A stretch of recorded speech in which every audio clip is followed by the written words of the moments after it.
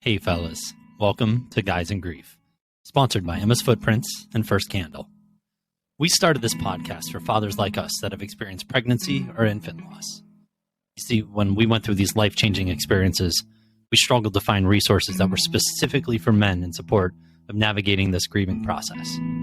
We're not doctors. We're not psychiatrists. We're three friends. We're grieving fathers that have been through the unthinkable and want to help others by talking about the unique and often undiscussed perspective of men that have experienced child loss.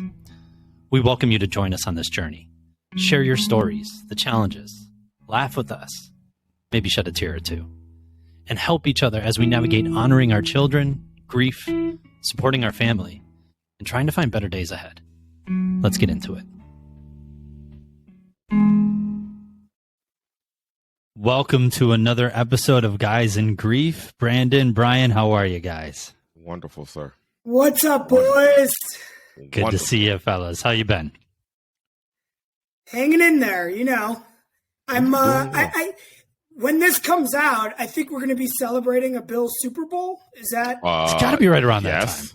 It's got to be right. Bills. See the hat? If not, can I just talk a little bit about DeMar and? Yeah. Absolutely, sir. I think it's important. By the time this comes out, everybody knows DeMar Hamlin.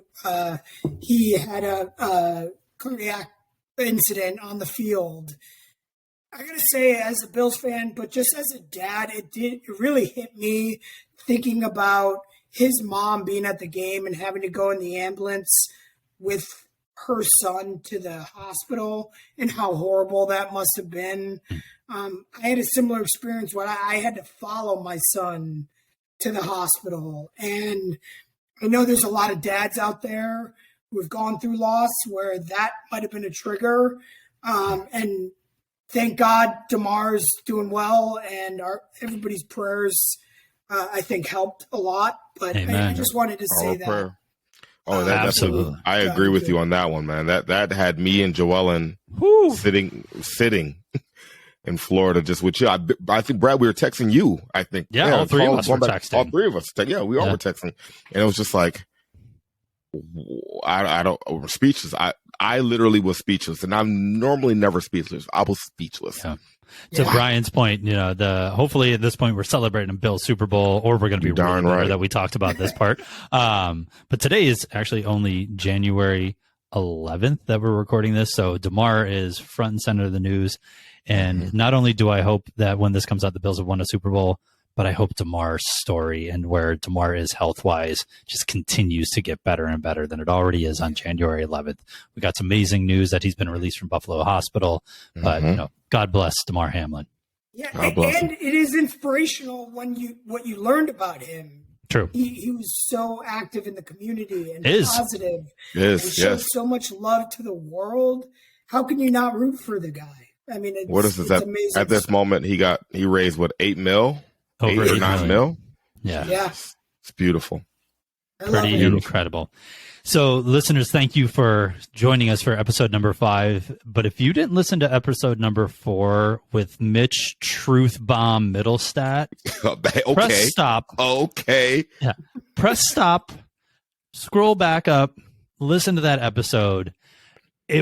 Fellas, unbelievable, a good adjective to use? I can find more. Inspirational. Maybe. Yeah. Awesome.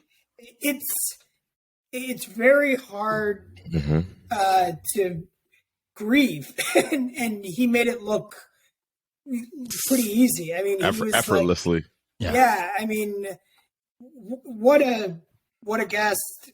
I'm lucky to know him, and you know, I hope he helped out a lot of our listeners. Agreed. He put all our feelings into words, like grief out loud. Yeah, man. Yeah. Yes. Absolutely. Fantastic. So thank you, Mitch. If you're listening, and I know Mitch. you are, thank you once again. Thank you, sir. Brian, G&G Q&A. All right, boys, and for G&G Q&A. All right, we're going to lighten it up this week because we've talked about a lot of serious subjects, which are important, but I want to hear from you guys something positive that really uplifted you going through the grieving process? An activity, something you did, or something that just made you happy? Because we're living in this world of sadness. What made you guys happy? Why don't I start out on this one, Brandon? Yes, I think you kicked off a couple. When going through all of this, and as I've said in multiple episodes, we've gone through it all during COVID when you're just in lockdown. You're not leaving your house. Gyms were closed. Events were canceled. Life fucking sucked in a multitude of ways, and then you add on grief. And I did what a lot of people did, which was buy a Peloton. And right, like they went goddamn skyrocketing. I even bought some stock, and I bought it when it was like $50 a share. It got up to $180 a share. I should have sold then because it's like $9 a share right now. So you're rich? No, geez. No, I'm saying I didn't sell it. It's now $9 a share. But no, I tried to put my energy into working out. And as we've talked about, I've been a hockey player my whole life. I've done 6 Tough Mudders. I've run half marathons, all those types of things. And I found like I was just, we have a little gym in our basement back in Connecticut. This is, when we were back there, we have one here too. And I wasn't using it. And I was just, working and grieving and eating and drinking and going to bed and working and grieving, the same cycle. And trying to get down to the gym every once in a while. And then actually Brandon and my sister Joellen bought a Peloton. Like, you got to do it. Let's do it together. We can ride together. We can motivate each other. And let's, pour some of this grief energy into something good. Can I commend you, B, also on, I don't know if are you still doing the curls? That's a great call. I wish I could say I did. So bicep curls. So for a full year straight, and I missed a couple days in between. But we lost Beckham November 19th, 2020. And so for a full year, again, I'm remiss to say that I did stop, but I did bicep curls, tricep dips, and push-ups. And I did sets of 11, 19, and 20. November 19th, 2020. So 11, 19, 20 were my rep sets. And it was just a thing that I did every single day, minus a few. And it was my moment with Beckham. And it was an easy way for me to remember him. Great call out, Brandon. Thank you for that. I appreciate it. That's what brothers are for. Damn right. And it was just this one thing. Well, I stopped doing it. I told you that. Okay. I got on the Peloton. I did a 30-minute boot camp on the Peloton today. Buffalo, Brad. You can check it out January 11th. Truth bombs. Okay. Brandon, how about you? Awesome. I went into the work of also getting a Peloton, but again, I like the shape of round, and it just looks better on me, I think, sometimes.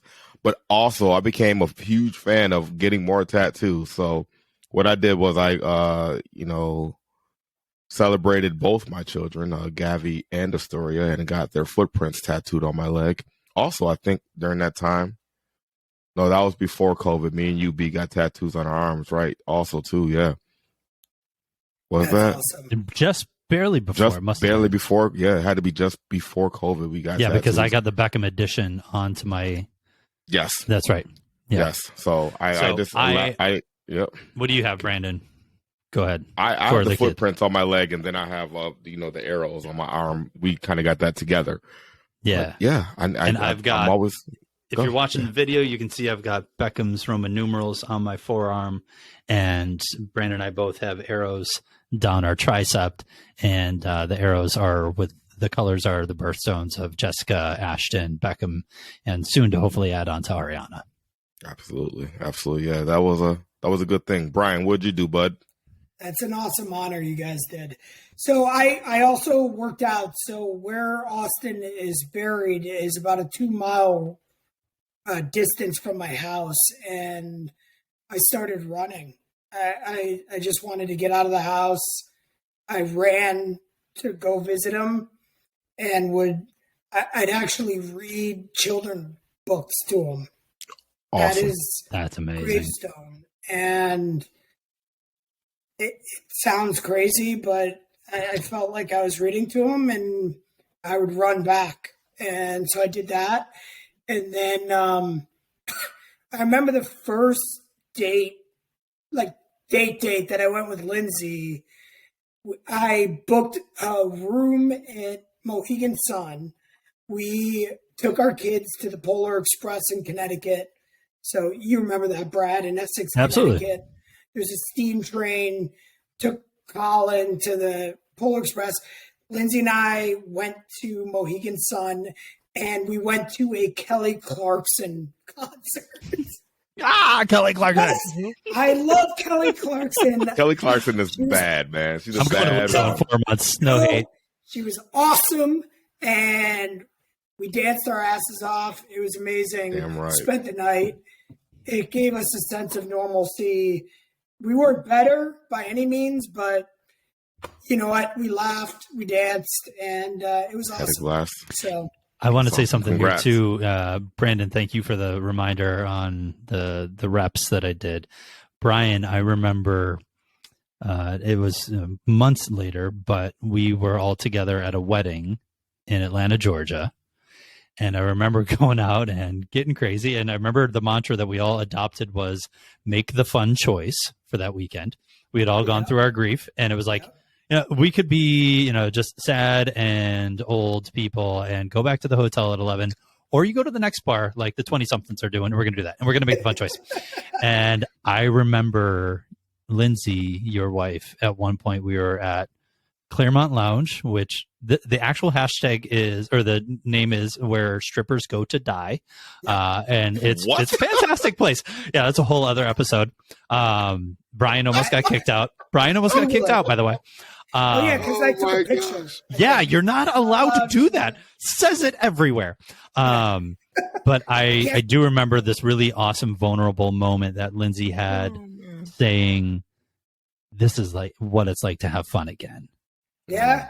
And I remember that. I've got a shitty memory. Too many concussions from hockey. I remember that like it was yesterday. And that was a really beautiful moment, man. Yeah. And that's so important, Brad, because it's why we're doing this podcast, that I think the three of us have had a moment where you have fun again. It's good. And it's okay. It's necessary. It's life after loss, and it's not going to be easy, and everybody's going to get there at different points, but yeah, friends, support, help that. But I remember that like it was yesterday. This is what it's like to laugh and have fun again. And we urge all of our listeners, when the time's right, don't feel guilty, because that's ultimately, I think, why you prevent yourself from doing that is the guilt of like, I'm not allowed to have fun after a loss. And if the time's right, go have fun with your spouse, go have fun with your friends. You need it. It doesn't mean you're not honoring your lost one. Absolutely. Don't force it, because then you're going to give yourself some grief that it just doesn't feel right, but embrace it when it does feel right, because that's pretty damn important. Yeah. Absolutely. Yeah. Absolutely. Great topic, man. Couldn't say. Great topic, guys. Great. So you ready? Guess it's my turn, huh? Are you ready? Do you want me to introduce you? Yeah, please. Sure. Please do. Yeah. What? Who's your dad? What's he do? Who's your dad? What does he do? Who's your dad? What's he do? Man, we better get some royalties from Arnold or something. Can we get that guy in the pod? I just want protein powder. That's it. Do you think he uses a Peloton? Oh no. So here we go. Thank you for allowing me the space to share my family's story, and particularly Beckham and Ariana. So I'm going to do my very, very best here to not skip over anything, but to go into the depth of the parts where the story really is impactful and probably relatable to other men listening. As I had mentioned on our first episode, my wife Jessica and I have gone through 6 miscarriages in total. And while all of them are difficult and challenging, for sake of time and context, I'm really going to focus on the later term miscarriages, Beckham and Ariana, as those were the ones that changed our lives. The other ones hurt our hearts and continue to, but that's where a lot of the genesis of Guys in Grief came from, right? So we rewind the clock. Ashton, our living son, who's awesome, is 4 years old, born September 2nd, 2018. So we would have been pregnant with him late 2017. That means in early 2017, we had 2 miscarriages. Early miscarriages, 6 to 8 weeks. Challenging, especially the first one, because there was just so much optimism, right? Your young 30s, we're growing our family. We bought a house. We got married. We did the whole damn thing. We got great jobs. We're going to have a kid. Invincible. Yeah, right? Like, and then rug pulled right out from you super early. And that was really freaking hard. And we, again, not to breeze over that, but if I spend too much time here, this is going to be a 3-hour episode. So we keep trying. And a couple of months later, we get pregnant again, to basically have the same result early on. And all these are, that 8-week time frame or so. And we're talking to the doctors and all good, nothing to worry about. At this point, we're in our mid 30s. And so are we, in our 20s where everything's easy? No, but, we're certainly not in a position where, things should be all too difficult. So we keep trying, and we have Ashton, and life is beautiful and no complications whatsoever. I mean, some things, but not relative to the podcast. He's perfectly healthy, just, pregnancy complications that many, many people go through and sometimes become something and sometimes become nothing. And that's exactly fortunate for us, was it became nothing. And we had him, like I said, September 2nd, 2018. And we knew we wanted to continue to grow our family. And so quite some time later, we were hoping like maybe at a year mark of Ashton being, reaching 1 year old, we would go and keep trying. That's what we did, and kind of found ourselves in that same pattern of early miscarriages and, that, 8-10 week mark. And so we're like, all right, now we're, past the 35 mark, we're on the closer to the 40 slope than the 30 slope, and let's go start talking to some people that can help us. And so we start doing IVF, and but we get pregnant with Beckham naturally. And so we're like, okay, we learned some stuff. Also, one of our best friends, literally our maid of honor, her husband is one of the leading doctors in fertility in the world. And so we got an awesome ace up our sleeve and a huge resource in Dr. Jason Fernasiak. And Jason helped us through a lot of the stuff, and just, emotionally, but also, sort of, not that he was overstepping other doctors' boundaries, but we knew we had a lot of support. And so we get pregnant with Beckham, and early on, with the fact that we were already in our 30s, I don't know about you guys, but like we had to do a lot more advanced testing because the woman is, quote, geriatric, which is just like the most fucking insulting word of all time. It's like an old timer's home. Yeah, I thought Jessica was going to slap the shit out of the nurse that said that one. We had signs at the door. Yeah. That's a geriatric? Yes. Ooh, boy. Oh, boy. And at so the hospital door? Yes, sir. I would rip that shit down. Yeah. So with Ashton, we did nuchal testing. We did the panel of basically all the things that were available for us to do at that moment in time. And if you listen to the episode that Jessica and I did with Emma's Footprints, and you really want to hear all the statistical data and everything, Jessica's so much better at all this stuff. I blocked out a lot of this shit, unfortunately, the nitty gritty, but that's probably what a lot of us guys do. But tested Ashton for everything that was available at that moment in time. And this becomes relevant to our story in a moment. And everything was healthy and good. So we go through the same testing with Beckham. And now that same test that 2 years ago tested for 144 things, and Jessica's going to look at me when she listens to this, like, it wasn't 144, whatever the number was, now tested for 400 some things. I'm like, great, like, we don't anticipate any problems, but hey, more news or more information, more impactful, right? We know what we're going forward with. And so we do that testing, results come back at 12 weeks pregnancy and say, everything looks great. All right, cool. There's 2 things that came up on the panel, but again, it's 400 things, and it's not the trisomies. It's not Downs, the other sort of things that are big life-changing diseases or life-changing illnesses that are usually detectable at that moment in time. And so we're happy and we're positive. And the nurse says, but the doctor will give you a call in the next day or so and tell you exactly what those couple of things that showed up, what they are. Great. No worries. So we get that call and the doctor says, one thing is basically insignificant. It could be, but it's not. But the other that you, Jessica, do have and do pass down to your children is Duchenne muscular dystrophy. And that stopped us in our tracks. And just the word muscular dystrophy is obviously incredibly heavy. And as we started to learn, both in that moment and the months later, Duchenne is quite literally the worst kind.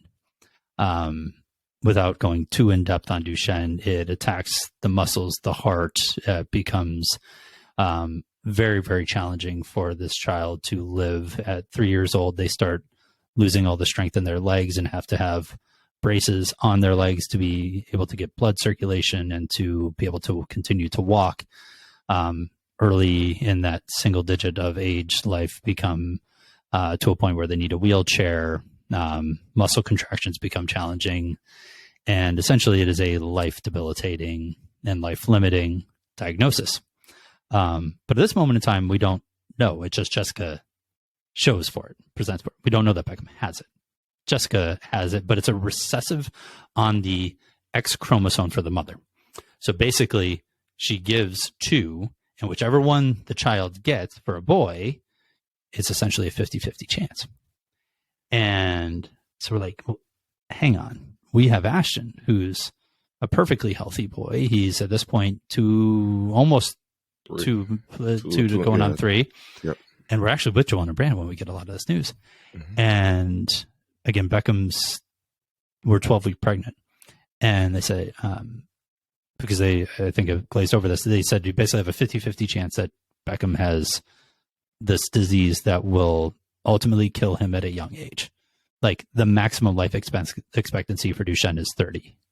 And I'm sure your first reaction was, does Ash have this? Yeah, right?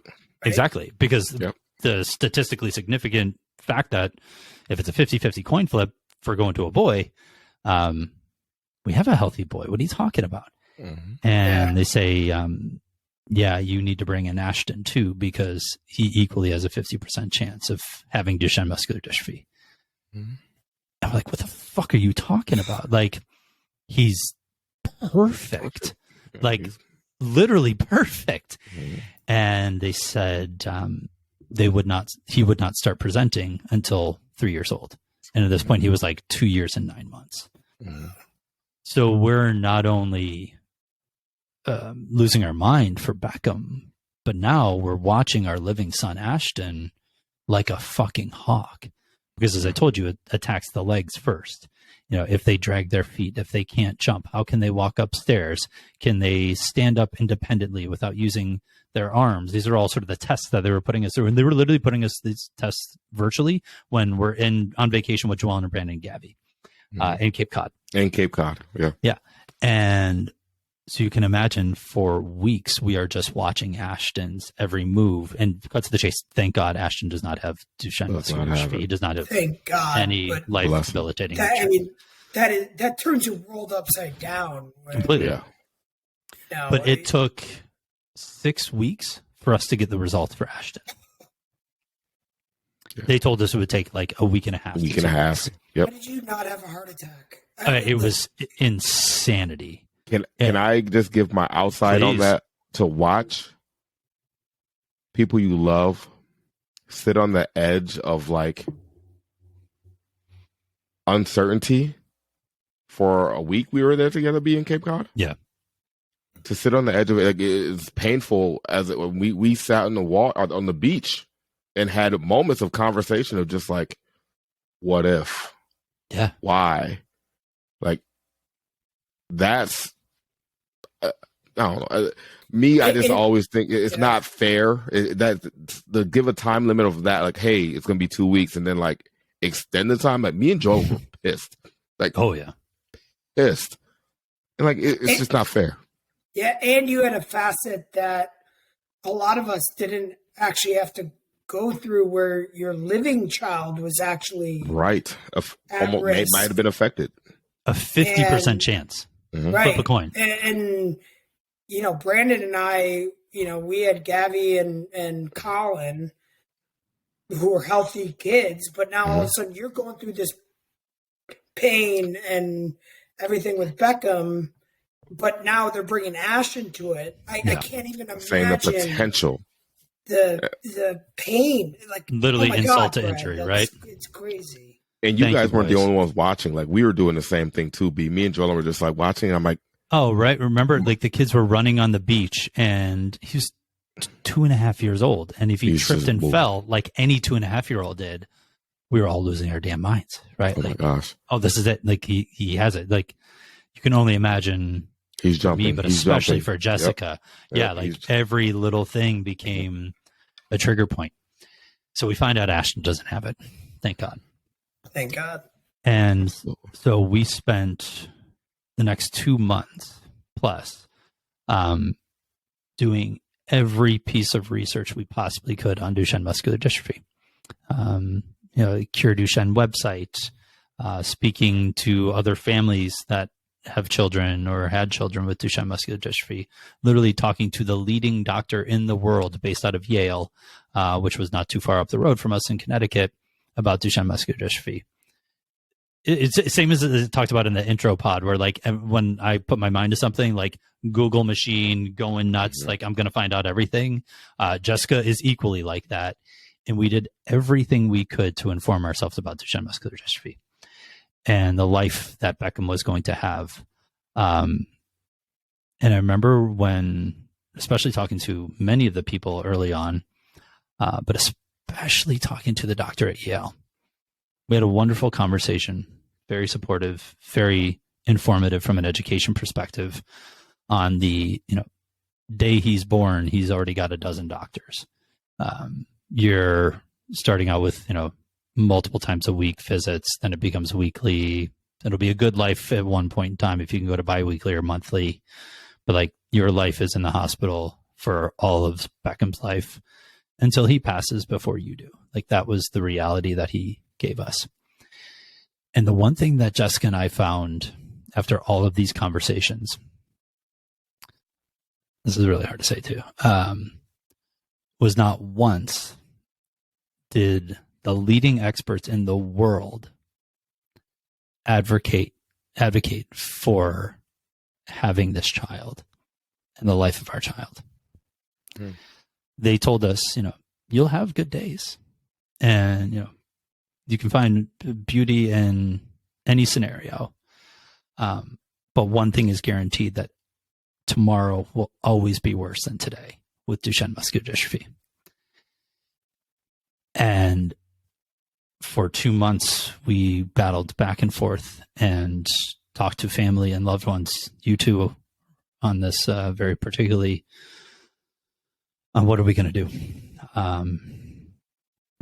And the days we woke up and, I remember one day waking up and telling Jessica, like, I'm going to be the president of the Duchenne Muscular Dystrophy Society. Like we're going to build ramps in our home. We're going to buy a new home. That's a ranch. We're going to do whatever we need to do. This will be our life. And then the next day it was, how do we raise a child that we know is going to die. Like, we all know we're going to die at some point, but like, is going to be in a world full of pain and doctors and illness and the quite literally physical pain virtually every day of his life, especially starting at 3 years old. And we wrestled and wrestled and wrestled with the reality that was put in front of us. And I hope those of you listening, a word that we touched on last episode was empathy. And I'm going to ask you all for a little bit here because this is a really difficult part, listeners. We got a call would have been November 16th, 2020, because we lost Beckham on November 19th from the doctor after 2 months of waiting for Beckham's diagnosis. And she didn't even have to say a word. The tone in her voice said everything. And just hearing, I don't know if I ever actually heard the words. I'm sure I did.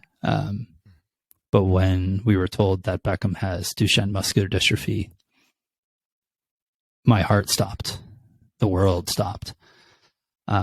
This child that we've tried so hard for, and in many ways we thought, all those miscarriages, everything that we've gone through was, those were just babies that were not healthy enough to survive it.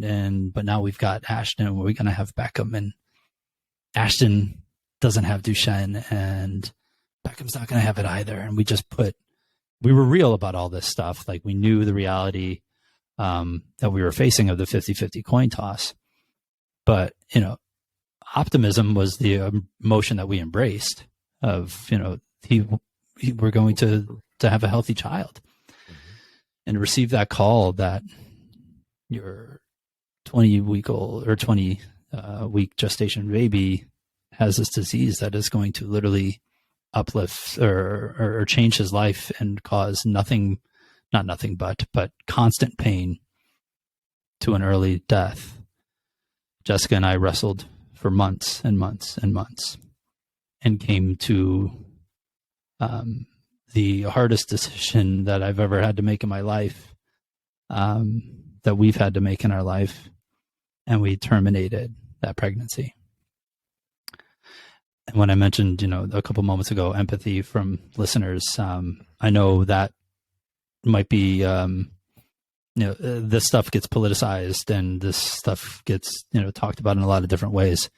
And I think a lot of times people think that, terminating a pregnancy is often, a college kid that didn't want to get pregnant, or, whatever reality people put out there in the world. I hope my vulnerability in this story is that we wanted Beckham more than anything in the world. I literally have the date that we met him tattooed on my arm.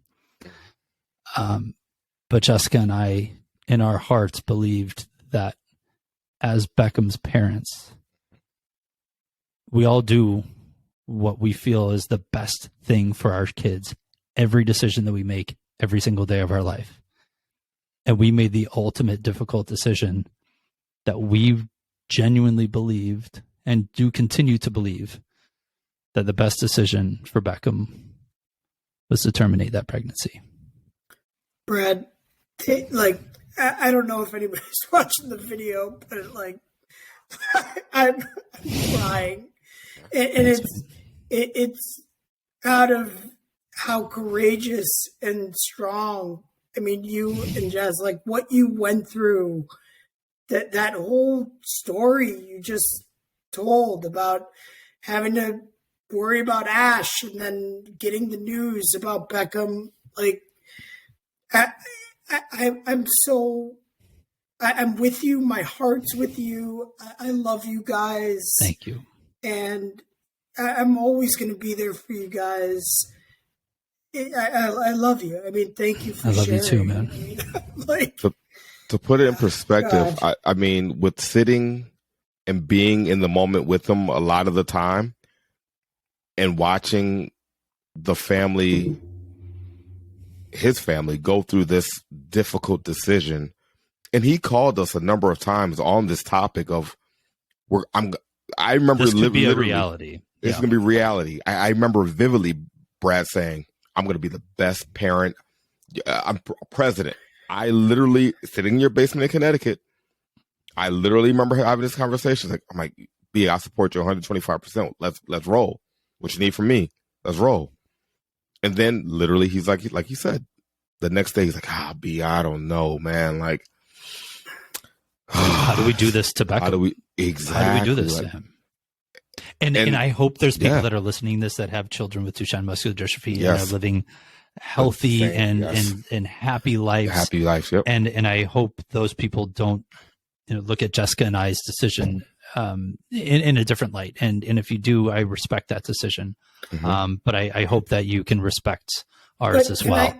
Can I also talk about you and Jess actually, like, you had to make a decision. Like, in a lot of cases, we just had loss happen. But, I mean, the strength that you have to sit there and really make it, like, a very tough decision. I'm so lucky to, like, have you as a friend. And thank you. I don't even know what to say. I'm sorry. I know, man. And it showed a different side for me as your brother-in-law to watch you. I mean, we joke and play and stuff like that, but to, like, sit and watch your brother go through his pain and then, have the strength to say, you know what, this is something I don't want to do. But I kind of have to do. Like, I don't want to say have to, but it'll be the best thing for our household, like, and for our family. But also, like, I know I would have been the best dad. I am the best dad on earth for this. Like, I saw you. You're already a young man already, but I saw you just mature so much into the beast that you are. And I've said this a number of times. I commend you on everything that you're doing and everything you had to do. That goes to the moon. Thank you. And I also want to reemphasize here, like, disability does not scare me. Raising a child with disability does not scare me. Yeah. For those of you that know me, the amount of volunteer work that I've done through my life with Children's Miracle Network, FEMA, most things. I've rebuilt houses during Hurricane Katrina. I've done so many things with children with disability. The Newsom family in Bowling Green, Ohio, that I started an entire student organization around supporting a family that raised 26 kids that all have physical or some level of disability. I dedicated 4 years of my college career to spending time with that family. Having a child with disability was not something that I was worried about. Was it going to be hard? Sure. But having a kid without a disability is hard. The decision was purely for Beckham, not for Jessica and I or Ashley. Right. You said it. All the top doctors in the world outlined exactly what the pain that he was going to be in the early years, right? Exactly right. And to emphasize the love that Jessica and I still have for Beckham, as we chose to birth Beckham. Mm-hmm. And that's a really important part of our story. There's alternative options in these scenarios where you don't have to do that. And that is not the pathway that we wanted to go down. We spent 3 days at the hospital, and every single nurse and doctor that came in, who, shout out to the nurses at Stanford Hospital in Connecticut. I know many of you are already big supporters of Guys in Grief. Jenna, Pam, Kelly Mosier. Some of you are just, I'm missing multiple of you, but they were incredible people that supported us in those moments and genuinely sat and listened to our story, listened to Beckham's story. And we wanted them to know why we were there, that we were not there maybe for other reasons that they've seen before. We were there because we felt this was the right thing for Beckham. And their compassion during all of that was unbelievable. So we quite literally birthed Beckham. Jessica had contractions. He was not alive during that process. And so we she birthed him on November 19th at 10:32 a.m. And we spent 4 of the most beautiful hours of my entire life with Beckham. Though he never took a breath, he could never, squeeze my finger or look me in the eye. We sang to him. We read books to him. We prayed with him. We took photos with him. There's a wonderful organization that came in and took professional photos of him. We have his footprints. We did the things that you do when you birth a child. And it's a weird thing to say that those were 4 of the best hours of my life, but like, trust me when I say like that was one of the most impactful situations or scenarios that I've ever been through. And to be able to feel such an unbelievable connection with Beckham was something I will cherish for the rest of my life. And the tattoo that I got on my arm is a reminder to me of 3 things. Beckham, just pure and simple, obviously. The power of our decisions and the importance of forgiveness. And I pray him. I remember Jessica had to have another DNC, another surgery shortly after, like an hour after birthing Beckham, and because they didn't get all the tissue out. And so there was about 45 minutes that he and I were alone, literally not a doctor or nurse in sight. And I remember praying and talking to him and asking for his forgiveness in this decision. And I asked for that every day. And I got this tattoo as a reminder of him, the power of our decisions and the importance of forgiveness. And I try to mirror that and honor him by living those things as a part of our lives. Whew. You are definitely being blessed in so many ways, my sir. Right. Trust and believe. All I can say is I love you. Thank you. Thank you. That is like a story that is like you have so much love in your heart, and I just commend you. Like Thank Brandon you. said, I love you, and it's a really difficult thing you had to go through, and Thank you, guys. It's really making me emotional. You did say in this podcast we'd cry a little bit. Yeah, maybe shed a tear or two. And I'm sorry to go ahead, Brandon. I appreciate you being vulnerable with this, B, also, too. I know this is a lot of things that, you have talked to personally with us. Yeah. On a one-on-one conversation. So I commend you wholeheartedly on being vulnerable with this topic and basically the information. That means a lot to me, guys. No, it really it's very does. true. Very true, sir. And I wish I could say that's where the story ends. And I know we're already at 43 minutes here, so listeners, thanks for sticking around. But I appreciate you. That was November 19th, 2021. And I reemphasize that date for a reason. Jessica and I said, let's keep trying. We want to keep raising our family, growing our family, and we'll do so in Beckham's honor. And at this point, we really went knee deep into IVF because with the 50% chance of Duchenne muscular dystrophy on the chromosome, without getting into all the medical shit, essentially the 50-50 chances for a boy, for a girl, they can carry it, but they won't present it. So basically, the best chance that we had was having a girl. And so we went through IVF, 3 rounds of that, thousands and thousands and tens of thousands of dollars in shots and all those things that you all have been through. And Brandon, I know you guys so significantly. Mm-hmm. And we got in a situation where we finally were able to, without getting into all the details that don't really matter, we got pregnant again. And we got pregnant with a girl.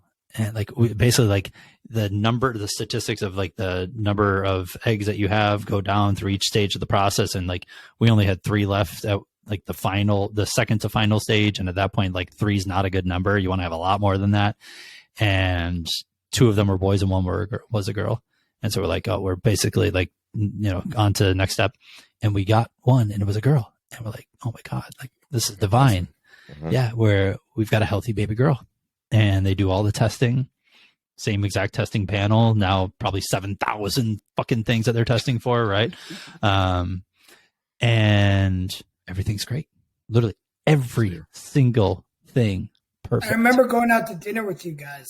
Yeah, right before we moved. Like, right? Mm-hmm. Yeah, and it was positivity. After everything you went through, it was like, we're Look, pregnant. this beautiful little light at the end of the tunnel here, right? Yeah.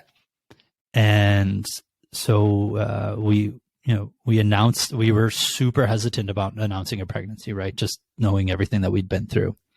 And so we hit that 12-week mark, and we're like, we're there, right? That first trimester is kind of the hump to clear.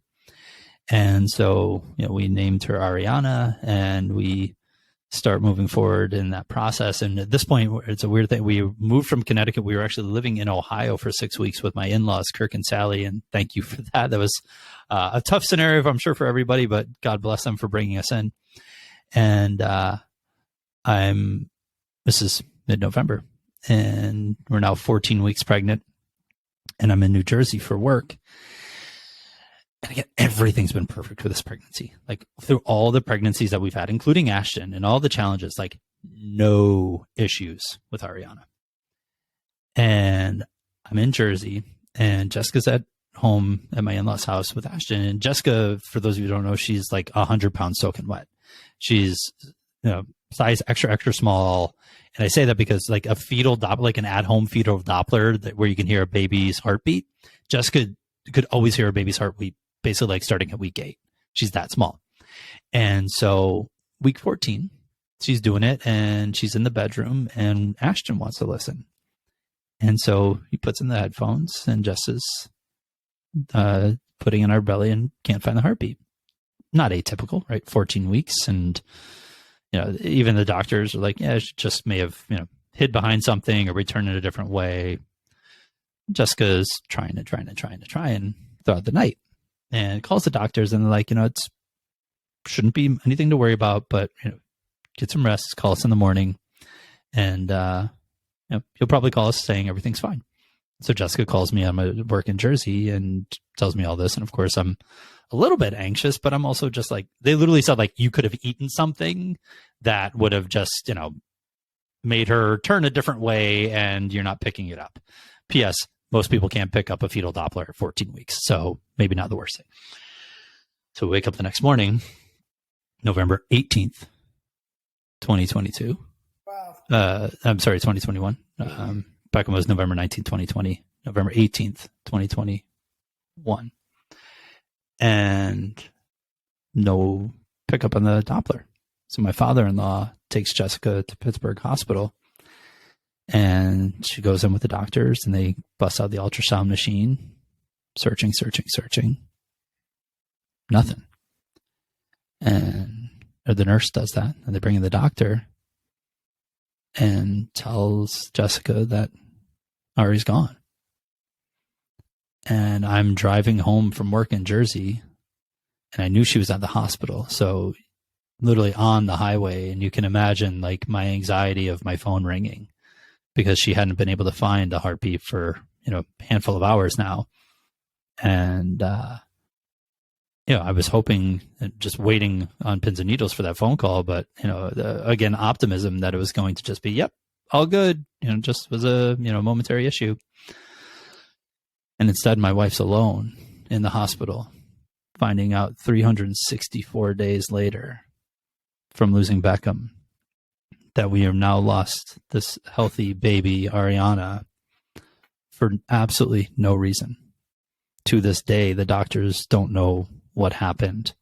There was no health issues. There was nothing that caused this. And we tried to understand or find answers to give us some level of clarity. And there was nothing. There's still nothing. And so, unfortunately, we once again had a miscarriage, a midterm with Ari. And at that point in time, Jessica and I had realized, we've kind of been on this journey for 5 years. And I remember when we started doing IVF, the money's wasn't, the concern. It's obviously not expensive, or it's not cheap. But I remember saying to Jessica and to Brandon and to others, like, my biggest worry through all of this was doing all of this and leaving empty-handed. Mm-hmm. Like, if you told me it would cost $50,000 to have a baby, now that I got $50,000 to throw around, but like, you could guarantee me one for that. Here you go. We'll figure out a way to give you the money. Mm-hmm. And not only did my biggest fear of all that come true, it came true sort of in, once again, glorious, horrible fashion, that a healthy baby girl, exactly what we want. We wanted a girl, of course. We have Ashton, we had Beckham, we wanted a girl, healthy baby girl, gone for no reason. And so we made the decision that, our pregnancy journey ends here. We have something beautiful in Ashton. As significantly as we want to grow our family, we can't continue to put ourselves through that. So I know a lot of the intention of this podcast is to, talk about the things fathers have been through and, give you guys some either advice or stories. And thank you for indulging me for 50 minutes hearing my story. But, I think it was important that I share these really critical components of why I woke up in the middle of the night one day with this on my heart to create this podcast. And I'm certainly happy, any questions or commentary you guys want to throw in too. But I thank you for listening. Absolutely, B. I think the biggest thing for me as an uncle here, just the questions of not knowing for Ari. Like, we had answers for Beckham. Yeah. But, we have answers, but Ari was like, come on, like, why? Me and Joellen sat in the living room here, like, come on, like, no. What's the reasoning? There has to be a reasoning. And we're researching, and for us not to have an answer is kind of the more disappointing thing for us in our household, I guess. Understand it might be, for anyone else listening also too, but we love to have at least an answer on something, on why. It provides at least some level of closure or clarity. And real talk, B, I guess within this, like, I question, even when story and like my religion, like my faith, like, oh yeah. God, quote unquote, what's up? Question mark, ... whatever. What's up? What's good? Like, why? I remember why me? Yes. Why me? Yeah, we started, like, is it because of the decision that we made? Like, are you punishing us?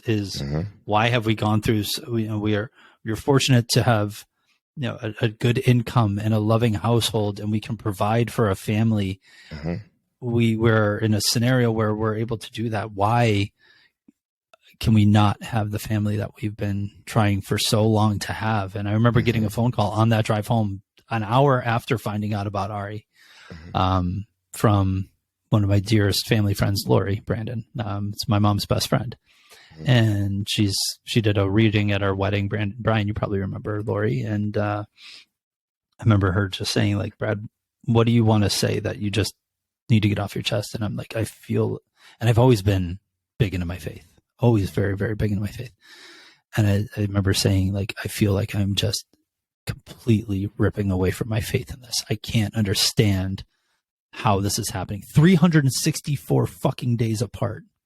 And I can't even be there in the room with my wife during this moment. I'm in the car somewhere in Pennsylvania.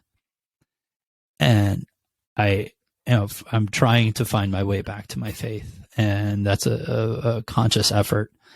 But that's always been a big struggle through all this too. I love you, brother. I love you. It's, thank you for sharing. You have a lot of facets that we haven't really even talked about because all of our stories are different. But talk to me a little bit about being a guy and going through miscarriages and, just the things you went through early before, because I lost Austin when he was alive. Brandon at his stillbirth talked us through as being a guy and a dad and a supporter of the miscarriage process. Yeah, the early ones, the 8-week ones, the non-Beckham and Ari ones, were much harder on Jessica than me. And I mean that from a perspective of, again, Jessica's 100 pounds soaking wet. And so at 8 weeks pregnant, she wasn't really showing, right? She's not picking up on a fetal Doppler. I know we're pregnant, right? The little pee sticks say so, and so do the doctors. And I'm overjoyed about that. But I hadn't formed an emotional connection in that moment in time, right? I couldn't physically see or feel. I couldn't, there wasn't, put your arm or your hand on her belly and feel a kick or anything like that. So the early ones for me and for anybody listening, that again, those are really, really fucking difficult, and they were really difficult supporting Jessica. But in some ways, the early miscarriages, I was thinking, okay, well, this just wasn't meant to be. And I rationalized it as that, if we couldn't even get past 8 weeks, there's some reason that is what God dealt us. At any point, did you feel like physically, like it could be your fault too? Or like, I don't know. It's a good question. You start to, especially with not working. Yeah, right. Especially if you're going through infertility. Absolutely. Yeah. I might answer that for you, B, but I agree. Like, yes, and IVF, a lot of, we actually have a lot of science behind the process. And so my swimmers were fine and all that. I think the harder part was Jessica putting a lot of this on her. Yeah. She carries Duchenne muscular dystrophy. And supporting my wife through that heaviness of, I gave him this, and that's just not how the world works. Yeah, if you could have chosen, that is not the choice you would have made. So I don't know if I ever felt I felt a lot of questioning and, why is this happening and what, could I have done differently, but not so much like, did I cause this? But my wife very much did. And still to this day, I can't even say that in the past tense. Like that's still a grief that we hold every single day. Yep. Well, all I can say, Brad, is thank you. And without Beckham and Ariana, this podcast would not be here. And I commend you for your strength and just for what you went through. I know this is a little bit longer story than some of our other guests, but I think the facts that you told us are necessary because it is such a difficult thing you went through. And the strength that you have right now to call up Brandon and I and say, I want to talk about this and I want to help others is amazing. And I love you for that. Thank you. Thank you. Yeah, I commend you again, sir. Like I can say this a number of times,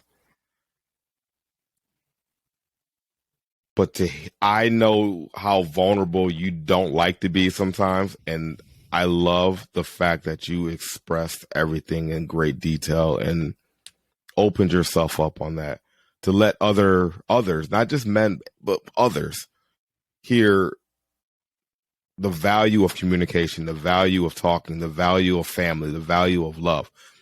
Like the importance of stuff like that, like needs to be said and needs to be heard. And I commend both you and Brian on just being an open book when it comes down to stuff like that, because that's a rare feat for men, number one, but also for people. So again, both of you guys, commend you guys, love you guys. B, again, thank you for opening up that chapter in your life, man. Yeah, thank you for sharing. Thank you, guys. Beautiful. One of the hardest hours of my life right now, just sharing all of this and being vulnerable that what we're talking about here is going to go out into the world and never go away. But that's why we started this. And it's, every facet of our story, of Beckham's story and Ariana's story and Jessica and I's story, is who we are. And it's the life that we are continuing to live in honor of Beckham and Ari and the other children we were not able to have. And to your point, Brian, it was the genesis behind Guys in Grief. And so if I can turn the difficult hand that we've been dealt into something positive, what a beautiful way to honor for our children. Absolutely. So, listeners, final words, Brad, about Beckham and Ariana, please. I think it's just, I love you, Beckham and Ari. Beckham, truly, those 4 hours were the best hours of my life. And I sit here next to your ashes, with my hand on them right now, and that's a constant reminder of the impact that you have on me until the day I die and see you again. And Ari, we never got to meet. I can't wait to be up there with you and Beckham and Story and Austin. And I can wait. I don't want to be up there anytime soon, but the day will come, and that will be a pretty beautiful moment. You can come to us in our dreams, please, and thank you. So, listeners, thank you I hope you made it this far, and for the opportunity to really open up here and put my heart on the table and on the airwaves. We look forward to next week's episode, and thanks for listening to Guys in Grief. Thanks for listening. Thanks for listening. Love you guys. Love you, Brad.